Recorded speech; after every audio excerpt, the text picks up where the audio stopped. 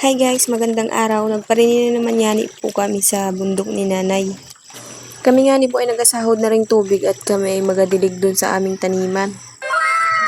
Sikat na nga ni po yung araw ni Re at kami may ginawa pa sa ibaba ni nanay bago kami nagsalunga din sa bundok.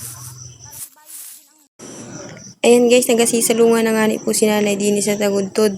Ari nga ni po pala ay bukid ni Kuyang Kili. Dini nga ni kami guys dati nagapaldala us-us nung kami maliliit pa. Gani rin po yung aming inagawa dati sa tuwing kami mapunta doon sa bahay ng aming lola. Palagi nga ni po namin silang inadala ng tubig sa tuwing kami masalunga at ay talaga namang gulping layo ni ring igiban. Ay syempre matanda na rin sila. Yun ang bilin palagi sa amin ni nanay sa tuwing kami ay masalunga. Ang pagiging matulungin at masunurin ng isang anak ay malaking karangalan para sa kanyang mga magulang. So ayun guys, rin nga po pala yung dating bahay ni nanay din sa bundok. Sabi nga ni nanay, magapupus daw ako din abay, tini pang aking itsura. Guys, talaga namang humablot na ako din ng daon ng sampurakit at talaga namang anong sakit na nung aking gamay. Sa buhay, kailangan mong maging matyaga at maparaan. Kailangan mong dumiskarte upang yun ay yung makuha. Sabi nga ni ay, hindi darating ang biyaya nang wala kang ginagawa. Kaya laban lang hanggang sa ito ay yung makuha.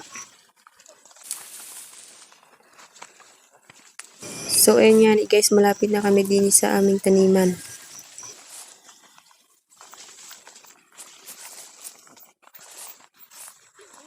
Pagdating nga namin din guys, ay tubo na yung aming okra. Sitaw. Medyo malaki-laki na nga yung mga papaya. Buo na rin nga po pala rin pechay. Kalabasa. Beans. Kasama nga namin aring aso namin. Pala din. Kalamismis at saka native na mustasa. Shoutout nga po pala kay Rainier Labay. Thank you sa iyo. Guys ay may ampalaya.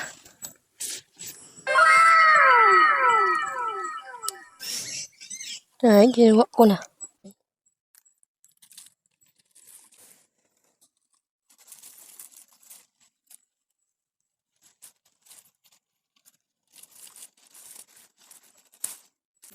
Hindi na nga ni po ari ding isay. Madilaw na. Oh no!